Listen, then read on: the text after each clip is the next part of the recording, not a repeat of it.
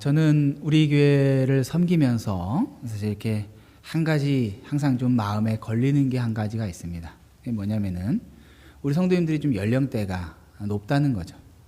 그래서 건강이 참 이렇게 걱정될 때가 많아요. 지난번에도 잠깐 말씀드렸지만은 우리 교회 온 지 얼마 안 됐을 때 우리 그 최정수 할머니께서 요양원에 계시다면서 저를 좀 이렇게 소개를 해주셔서 방문을 했습니다. 멀지 않은 뭐 한 15분에서 20분 정도 걸리는 요양원인데 좀 이렇게 쾌쾌합니다. 분위기도 이렇게 시설도 좀 열악하고 몇 호에 있는지 알아서 똑똑 두들기고 이제 문을 열고 들어가 봤더니 어두컴컴한 이렇게 조명도 제대로 안 돼 있어요. 이렇게 천장 조명도 없고 어두컴컴한 곳에 조그마한 공간에 침대에 거의 뭐 시체처럼 이렇게 누워 계시는 거예요. 그래서 이제 가서 이렇게 깨웠더니 집사님들은 이제 알아보시고 이제 일어나셨죠. 그때는 이제 걷지도 못하시고 뭐 그냥 하루 종일 일과가 아침이면은 눈을 뜨고 잠깐 누워 있다가 간신히 일어나서 아침 드시고 다시 눕습니다. 누워서 천장 보다가 눈을 감고 주무시다가 다시 눈 떠서 점심을 드십니다. 점심 드시고 나시면은 다시 눕습니다. 눈을 감고 있다가 떴다가 감았다가 변하는 게 없습니다. 매일 하루하루를 그렇게 보내면서 지칠 대로 지치고 찾아오는 사람 하나 없고 소망도 하나 없고 그런 우리 최정수 할머니에게 지사님 그러면 제가 뭘 좀 기도해 드릴까요? 뭐 소원하시는 게 있습니까? 뭐 좀 소원이 뭡니까? 라고 물어봤더니 하시는 말씀이 어눌한 말씀으로 목사님 나는 빨리 하나님이 데려가셨으면 좋겠습니다. 근데 왜 이렇게 안 데려가시는지 모르겠습니다. 여러분에게 만약에 우리 최정수 할머니 같은 분이 나는 빨리 죽는 게 소원이야. 나는 이 세상에 더 이상 미련도 없고 소망도 없어. 그렇게 말할 때 여러분 뭐라고 대답하실 수 있겠습니까? 왜 그런 말 해? 그런 생각하면 안 되지. 그럼 그런 생각 안 하면 뭘 생각하면서 살아갈 수 있을까요? 여러분 정말로 뭐라고 위로할 수 있겠냐는 말입니다. 그냥 말만 번지르르하게 좋은 날이 올 거야. 무슨 좋은 날이 오는 게 좋겠습니까? 만약에 여러분의 삶에 그런 일이 발생한다면 여러분은 어떻겠어요? 그분이 10몇 년 전까지만 해도 우리 교회에서 열심히 신앙생활 하시고 섬기셨다 했어요. 그 남편분도 같이 우리 교회를 잘 섬겼다고 들었어요.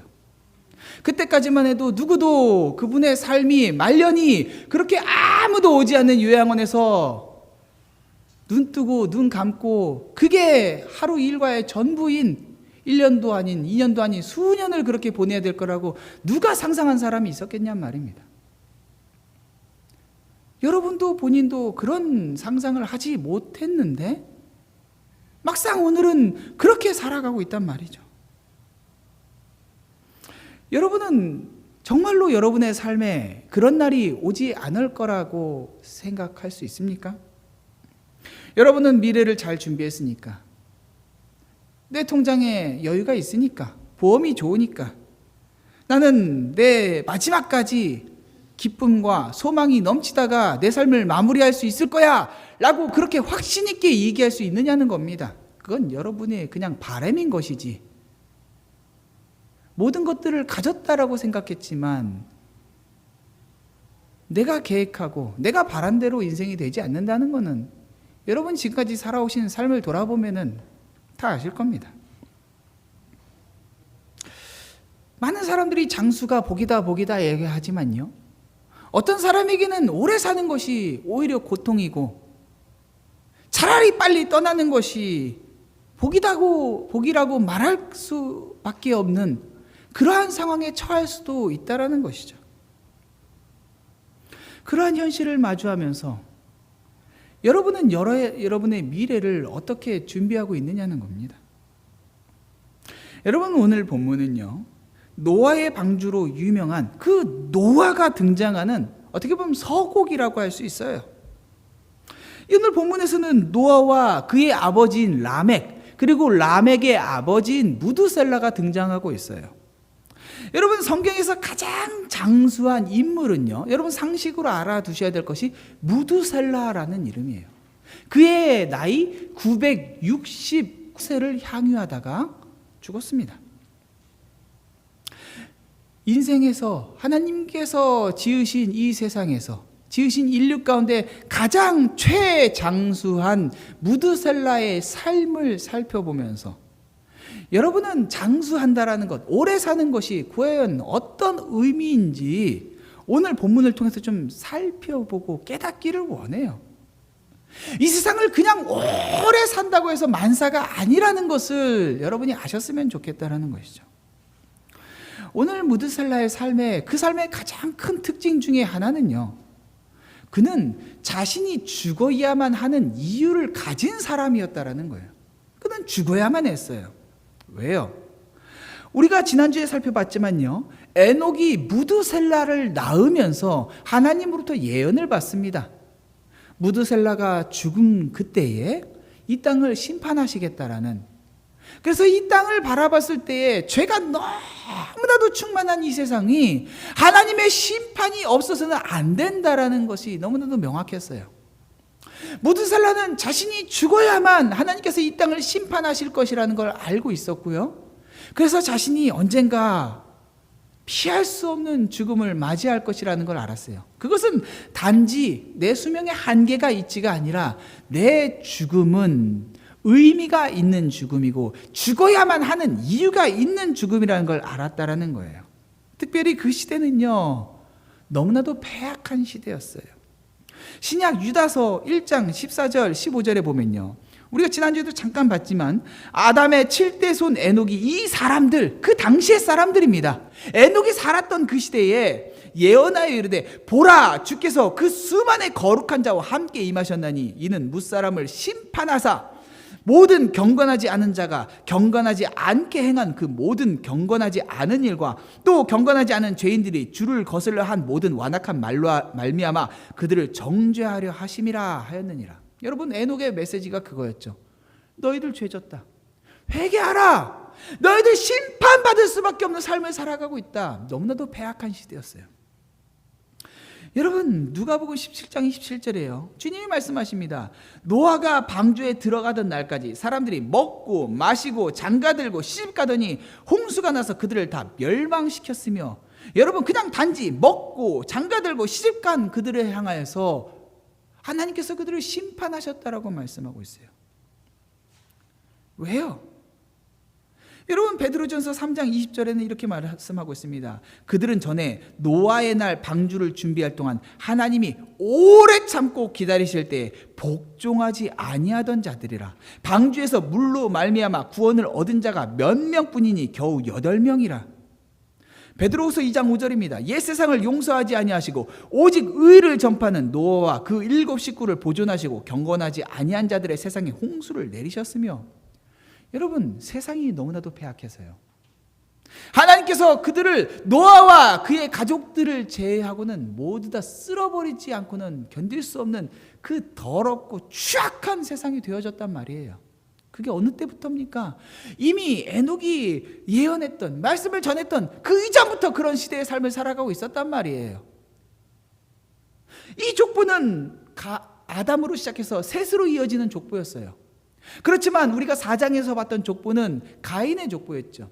그들은 번성했고요, 그들은 무기를 만들었고 문화에서 누구보다도 앞장섰고 부유했던 사람들이에요. 그러나 그 사람들이 앞장서는, 그 사람들이 이 세상에서 힘을 끼치는 그 세상의 모습은 너무나도 끔찍하고 하나님의 아름다우심은 발견할 수 없는 그런 세상이었단 말이에요. 그런 세상을 볼 때에 여러분이 흔히들 얘기하는, 정말로 끝이 다가온 것 같아. 사람들 참 추악하게 살아. 인정머리라고는 없어. 모두 다 이기적이고 모두가 자기 자신만 아는 것처럼 살아가고 있어. 그 말은 무슨 말입니까? 심판을 받아야 하는 그 모습이 이 세상의 모습이라는 걸 여러분들이 고백하고 있는 거예요. 그 심판을 위해서 전제 조건이 필요했는데 하나님께서 그 전제 조건으로 무드셀라의 죽음을 말씀하셨단 말이에요. 그러니까 무드셀라는 이 세상을 보면서, 이 세상의 관영한 죄악을 보면서 내가 죽어서 이 세상에 하나님의 심판이 임해야 되는데 라고 하는 그 생각을 가지고 살아갔다라는 거예요. 무드셀라가 이 세상을 볼 때마다 어떤 생각이 들었을까요? 이 추악한 세상, 하나님을 모르는 세상, 심판을 받아야 되는 세상, 그 세상을 살아가면서 무드셀라의 마음 가운데에 어떤 생각이 들었을까요? 힘들다. 이런 사람들과 같이 살아가는 게 참 힘들다. 여러분, 이민자로 살아가면서요, 이민자는요 사실은 참 어떻게 보면요, 이민자로 살아가기 때문에 어려운 것도 있지만요, 이민자로 살아가기 때문에 누리는 유익도 참 많습니다. 뭐냐면요, 여러분이 한국의 지금 정치라든지 경제라든지 애를 안 낳는 거라든지 아이들 사이에서 왕따부터 시작해서 참 세상 사람 살이 참 힘들다라고 하는 그런 모습들을 보면서 여러분에게 한국으로 다시 돌아가서 살자라고 하면은 여러분은 어떤 생각 드시겠어요? 그건 못하겠는데. 그 말은 여러분은 이미 삶에 이곳에서 살건 저곳에서 살건 삶의 옵션이 있다라는 말이에요. 그래서 여러분은 피할 곳을 찾아서 갈 수 있는 환경과 여건이 되고 있다라는 말이죠. 그래서 내가 떠나온 조국이지만 그 땅을 향해서 눈물을 흘리지만요, 한편으로는 좀 나쁘게 표현해서 강 건너 불구경하듯이 구경할 수 있는 형편이 되기도 한단 말이에요. 마찬가지로 미국에 살면서도 마찬가지입니다. 여러분들이 미국 정치를 보고 경제를 보면서 여러분이 이 땅에서 정치가 저 사람들이 저렇게 하면 안 되는데, 경제가 이러면 안 되는데 이야기하면서도요, 동시에 여러분은 피할 곳이 있다는 말이에요. 이민자의 삶은 사실은 나쁜 것만 있는 게 아니라, 나쁘게 표현하면 박쥐라고도 할 수 있는, 좋게 말하면 기회가 많이 열려져 있는 그러한 삶을 살아가는 것이 이민자란 말이에요. 그런 상황에서 내 주변의 삶을 바라보면서 여러분은 어떻게 생각하십니까? 이것도 참아야 되고 저것도 참아야 되고 참을 게 많지만 그 상황을 벗어날 수 없이 살아가는 사람이 참아야 되는 것과는 질이 다른 거예요. 벗어날 수가 없단 말이죠. 지금 무드셀라가 살아가고 있는 이 현실은 그가 벗어날 수 없는 인생이었어요. 자기가 죽어야지만 하나님이 심판하신다는데 그 세상을 살아가면서 주변 어디를 돌아봐도요, 자신의 족보, 아담으로부터 이어진 이 족보를 제외하고는 너무나도 끔찍한 죄가 가득한, 오늘 여러분이 보시는 인종차별, 전쟁, 기근, 빈부격차, 이런 것과 크게 다르지 않은, 어쩌면 그것보다 더 끔찍했을 수도 있는 죄가 가득해서 마음껏 죄짓고 살아가는 그런 세상을 살아가는 그 무드셀라가 왜 하나님께서 이 땅을 심판하지 않으시지? 빨리 심판하시는 게 더 좋은 것 같은데 그렇게 인내하면서 살아야 했다라는 거예요. 그런데요, 그는 죽어야 하는 이유만 가지고 있었던 게 아닙니다. 그는 동시에 살아야만 하는 이유가 있었어요. 그는 아버지 에녹으로부터 예언을 처음 들었습니다. 어려서부터 그는 아버지에게 신물나게 들었어요. 너를 낳을 때 내가 하나님으로부터 말씀을 들었다. 그래서 에녹은 300년 동안 그 메시지를 전하면서 그렇게 전하다가 승천했단 말이죠.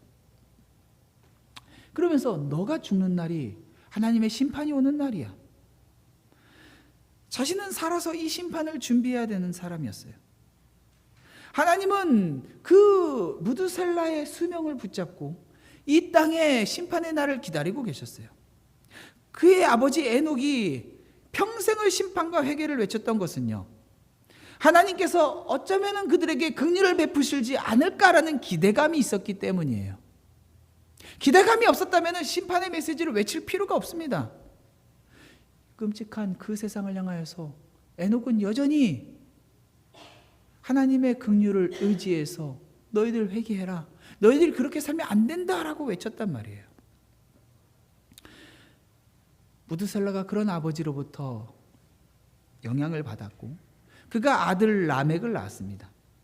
그 라멕은 가인의 아들 라멕과는 이름이 같지만요, 그는 가인의 아들 라멕은 자기가 스스로 능력 있는 자, 강한 자라고 외치는 자였지만 이 무드셀라의 아들 라멕은 하나님 안에서 능력이 있는 자라는 의미였어요. 그 라멕이 신앙으로 자라면서 그 아들 노아를 낳습니다. 그리고 그 노아의 이름을 뭐라고 짓습니까? 노아의 이름의 뜻이 무엇입니까? 위로자, 평안을 주는 자, 이런 뜻이에요. 이것은 라멕의 신앙 고백이에요. 하나님께서 하와로부터 주셨던 그 약속, 여자의 후손을 통해서 우리를 구원하시겠다는 그 약속이 이 노아를 통해서 이루어질 거라고 하는 그의 마음에 믿음이 있었고, 그렇게 노아를 구원자라는 믿음으로 이름을 지었습니다. 여러분, 무드셀라도 라멕도 그리고 노아도 하나님께서 구원을 주실 것을 기대했어요. 그런 중에요, 하나님께서 노아를 부르셔서 방주를 짓게 하십니다. 여러분, 학자마다 창세기 6장 3절, 다음 주에 보게 될 그 본문에 120년이라는 세월을 보는 견해가 다릅니다. 그래서 이 120년을요 사람의 수명이냐, 혹은 방주를 짓는 기간이냐, 혹은 단지 지금부터 심판이 있을 때까지의 시간이냐, 조금씩 다릅니다. 그렇지만 방주를 지은 기간을 최장 120년 혹은 수십 년의 시간으로 봐요.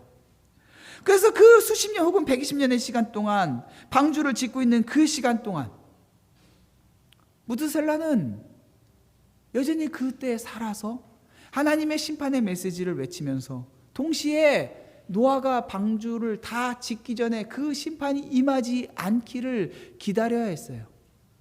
자기가 너무 빨리 죽어버려서 심판이 와서는 안 되는 거예요. 여러분, 무드셀라가 969세를 살다 죽었다 했죠. 여러분, 969라는 수는요 천이 아니에요. 불완전한 수입니다. 여러분, 성경에는요 몇 가지 상징적인 숫자들이 있어요.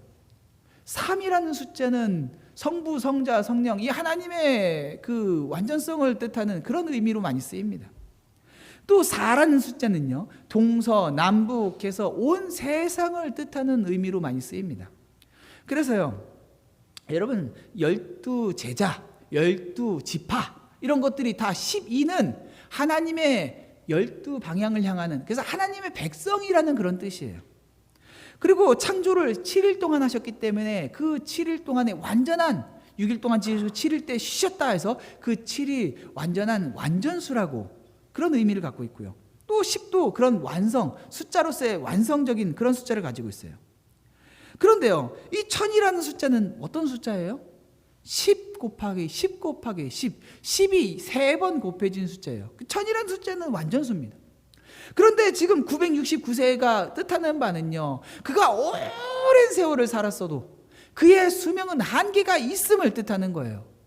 온전한 존재가 아니라는 것을 하나님께서 그들에게 너희들의 한계는 여기까지야 라고 보여주는 거예요. 그는 자신이 불완전한 자라는 것을 무드셀라나 후손이나 누구나 우리는 그 숫자를 보면서 그렇게 고백할 수밖에 없어요. 여러분, 재밌는 것은요, 무드셀라는요 이 족보를 쫙 계산해 보면요 살아있는 아담을 본 사람이에요. 아직까지 아담이 죽지를 않았어요. 그리고 족보를 계산해 보니까 무드셀라가 태어났을 때 아담이 687세였고요 아담과 동시대를 243년이나 살았습니다.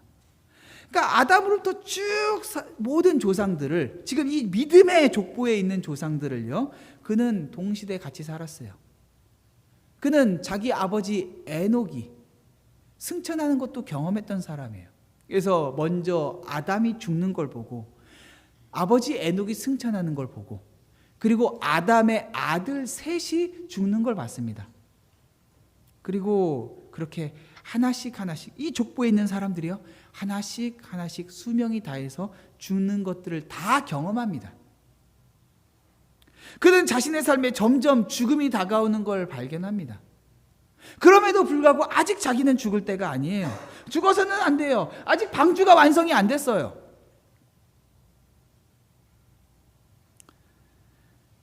여러분, 결혼하고 나서 저희 아내가 저에게 수없이 했던 말 중에 하나가 있습니다. 여보, 당신 나보다 먼저 죽으면 안 돼? 나 죽고 그 다음날 당신이 죽던지 해. 왜 그런 말을 할까요? 뭐 저를 너무 사랑하기 때문에 하는 말이죠. 하는 말인데, 동시에 제가 없으면 못 살겠다는 거예요. 당신 없으면 난 못 살 것 같아. 뭐 이거 못해 저거 못해 뭐 못하는 것도 있지만 그냥 살지를 못하겠대요. 사실 목회자다 보니까요, 삶에 대해서, 죽음에 대해서 이런 묵상할 일이 더 많습니다. 저 아내와 아이들을 생각해 보면요, 아직 젊은 제가 지금 먼저 떠나버리면 안 되겠다라는 거는 항상 압니다. 정말 아직은 때가 아니라고 느껴져요. 그런데 여러분, 내 아내, 내 자식만 그런 게 아니죠. 하나님께서 나에게 맡기신 사명이라는 게 있습니다. 그 사명을 다 끝내기 전에는 이 세상을 떠나서는 안 되란다라는 거예요. 여러분, 하나님께서 만약에 여러분에게 네가 오늘을 살아야 하는 이유가 뭐냐라고 물어보신다면은 여러분 뭐라고 대답하시겠어요?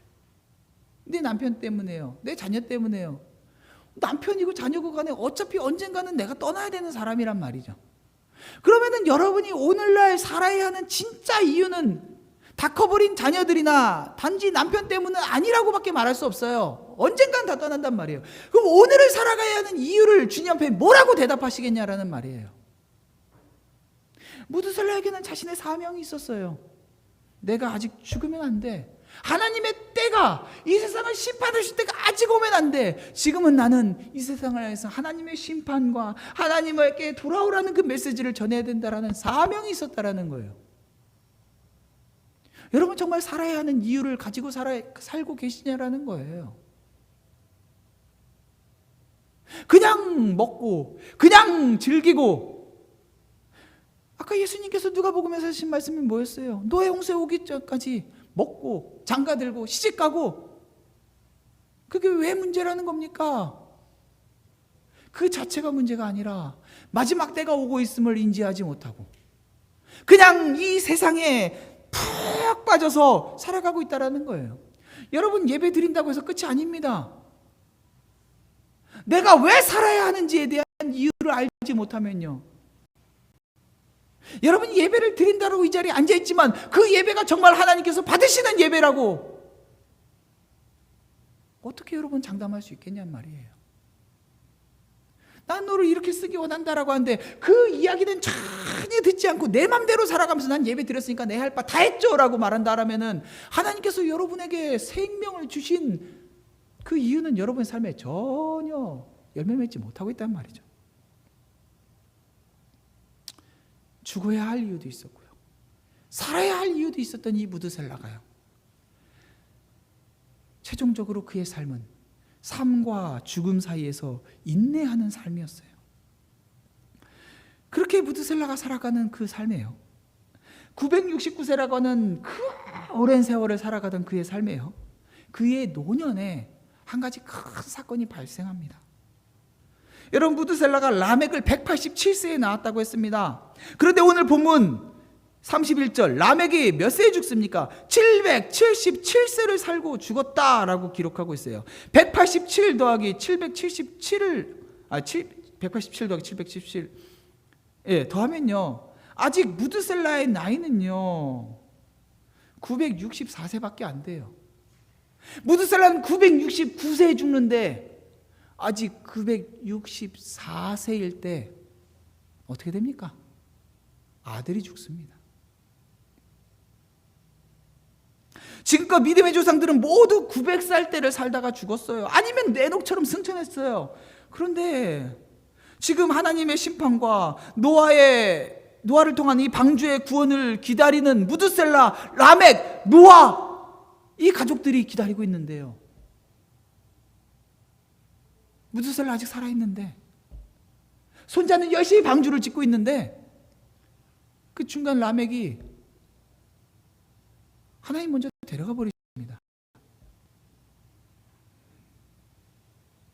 여러분, 아담에서 셋까지 쭉 족보를 보면요, 가인이 아벨을 죽인 것 같은 그런 사건 말고요, 이 셋의 믿음의 족보라고 하는 이 족보에서는요, 언제나 아버지가 아들보다 먼저 죽었어요. 무드셀라가 그걸 다 봤어요. 아버지 아담 죽고, 그 다음 셋 죽고, 그 다음 하나씩 하나씩 그 조상들이 죽어가는 걸 봤어요. 누구도 자식이 먼저 아버지보다 죽는 일은 없었단 말이에요.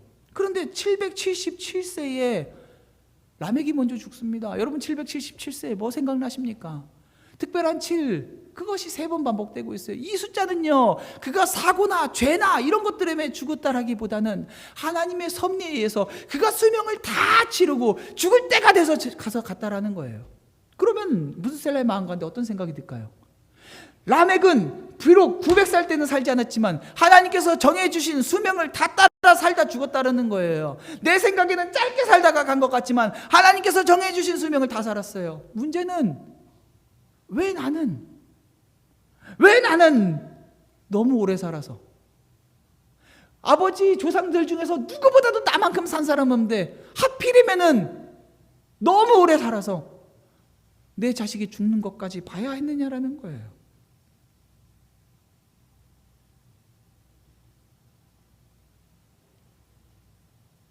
무드셀라가 187세에 라멕을 낳았고, 라멕은 182세에 노아를 낳습니다. 그리고 노아가 600세가 됐을 때 하나님께서 세상을 홍수로 다 뒤엎어버리십니다. 여러분, 숫자를 더해보면요, 무드셀라가 969세가 되었을 때 하나님께서 세상을 홍수로 덮습니다. 무드셀라가 죽자마자 하나님께서 세상을 심판으로 덮으시는 거예요. 하나님께서요, 무드셀라가 죽으면은 이 세상을 물로 덮어야 되니까요, 그의 수명을 꽉 붙잡고 계시는 거예요. 여러분, 한 연구 결과에 따르면요, 인생에서 가장 큰 스트레스가 무엇이냐? 첫 번째가 자식의 죽음입니다. 그 다음이 배우자의 죽음이고, 그 다음이 부모의 죽음입니다. 그 다음이 이혼이래요. 자식이 죽으면 흔히 가슴에 묻는다라고 해요. 저도 결혼하고 초창기에 몇 번 유산을 겪으면서 내 품에 안아보지도 못한 자식이었지만은 마음에 기대했다가 품었다가 주님께서 데려가시는 걸 보면서 참 괴로웠습니다. 그런데 함께 살을 부비고 살아왔던 자식을 잃어버리는 부모의 마음이 어떻겠어요? 몇 년 전 본 다큐멘터리 몇 번 말씀드렸죠. 최근에는 기술이 하도 발달해서 VR로 이렇게 딱 끼고 보면은 죽어있는 자식을 똑같은 모습과 똑같은 목소리로 눈앞에다 딱 갖다 보여주는 거예요. 그래서 다큐멘터리에서 촬영을 했어요. 이제 10살, 이제 7살 된 자식을, 죽어있는 자식을 갖다가 다시 살린 것처럼 보여주고서는 그 추억을 한번 볼 수 있게끔 한 거예요. 애 엄마가 자식을 가짜라는 거 아는데도 보는 순간 눈물을 펑펑펑펑 흘립니다. 그 아이는 살아생전의 모습으로 엄마 하면서 달려옵니다.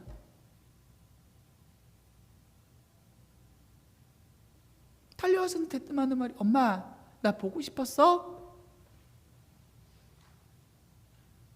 그러자 엄마가 손을 뻗으면서 이 만져지지도 않는 애를 갖다가 더듬더듬하면서, 누구야? 너 만지고 싶어. 너 만지고 싶어. 안아주고 싶어. 여러분, 무드셀라가 자기 아들을 777년을 같이 살았습니다. 아무리 늙어도 자식은 자식이라고 하죠. 70 먹은 노인이 50 먹은 아들한테 개울가 건넌다 하면, 얘야 조심히 건너라, 그렇게 말한다고 하는데 80이 넘으신 저희 아버지도 아직까지 저한테 그렇게 잔소리를 많이 하세요. 아무리 늙어도 자식은 자식이에요. 이 믿음의 가정 가운데에 누구보다도 하나님을 사랑하고 누구보다도 하나님을 위해서 헌신한 그들의 가족 가운데에 하나님께서 라멕을 먼저 데려가시면서 무드셀라의 수명을 꽉 붙잡고 계신 거예요. 아직은 아니야. 아직은 아니야. 왜요? 왜요, 하나님? 자식이 죽는 것까지 내가 봐야겠습니까? 왜요? 이 땅에 심판만 있는 것이 아니라 내가 구원할 나의 백성들, 그들을 구원하기 위한 준비를 위해서 너가 조금 더 살아야 돼. 이것은 주님께서 우리를 향하여 가지시는 하나님 아버지의 마음인 것이죠. 누가 누구를 기다렸습니까? 무드셀라가 자기 스스로 정말 힘들다, 정말 오랫동안 이렇게 기다리는 것이 얼마나 내 마음 가운데 얼마나 인내해야 되는가. 그렇게 외치는 그 무드셀라에게 너 참았니? 기다렸니? 힘들지? 오랜 세월 이 죄악이 과장한 소망이 하나도 보여지지 않는 이 세상을 살아가는 게 정말 힘들지? 알아. 그런데 내가 사랑하는 그 자녀들을 구원하기 위해서는 너가 조금 더 버텨야 돼. 너가 좀 더 인내해야 돼. 내가 그렇게 인내하고 있으니까. 무드셀라 인내했습니다. 그러나 하나님 아버지의 마음을 생각해 보십시오. 당신의 형상을 따라서 지으신 이 세상이 하나님을 모른 채 살아가고 있습니다. 하나님을 향해서 대적하고 죄짓고, 그런 그들을 하나님께서 참으시고 기다리십니다. 자신이 당신께서 가장 사랑하시는 사람들을 가서 퍼부으시면서 죽음의 사지로 몰아넣으시면서 돌아오라 그렇게 당신의 사랑하는 독생자 아들 예수 그리스도까지 내어주신 하나님 아버지만큼 누가 인내했다라고 말할 수 있겠습니까? 사랑하는 성도 여러분, 오늘 본문에서 하나님 아버지의 마음이 느껴지십니까? 그냥 사람의 고통과 사람의 인내함이 아니라 기다리시고 인내하시면서 너의 삶에 허락되어진 그 모든 것들이 사실은 나의 기다림과 나의 참는 것이라는 것을 여러분 듣고 계십니까? 이 시간 우리 함께 주님 앞에 좀 찬양하기 원합니다. 여러분 삶에 힘들고 지치십니까? 두려움이 있습니까? 빨리 끝나버렸으면 좋겠습니까? 그러나 우리보다 더 인내하시고 참으시고 기다리시는 주님을 의지하면서 주님 앞에 나아갑시다.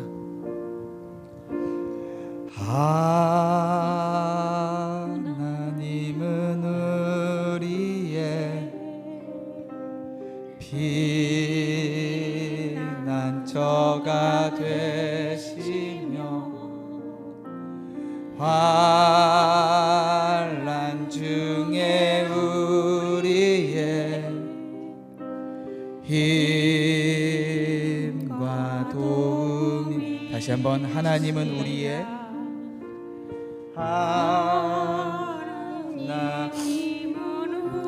우리의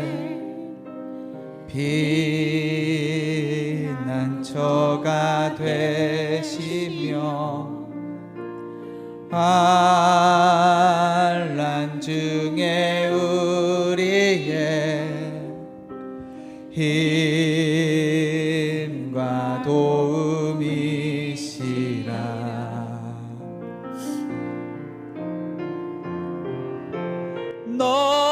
너희는 가만히 있어 주가 하나님 되말지어다. 열방과 세계 가운데 주가 높임을 받으리라. 사랑합니다 내 아버지, 사랑합니다 내 아버지. 찬양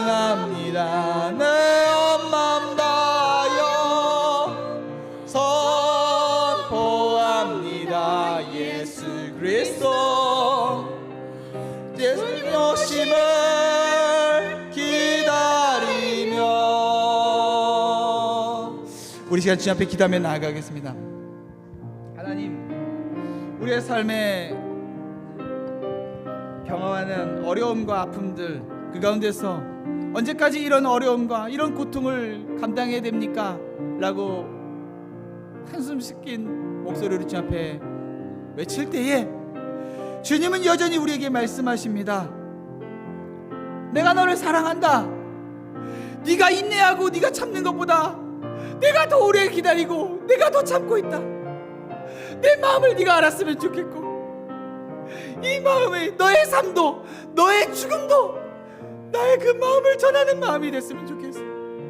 그런 아버지의 마음을 들으십니까? 그런 아버지의 마음 앞에 여러분 뭐라고 응답하시겠습니까? 단지 힘들다고, 단지 어렵다고 그냥 도망쳐버리고 싶은 우리의 마음 앞에, 당신의 아들까지 되어주신 주님의 사랑 앞에 여러분 뭐라고 고백하시겠습니까? 이 시간 주님 앞에 함께 기도로, 주님 앞에 목소리로 기도하며 나아가도록 하겠습니다.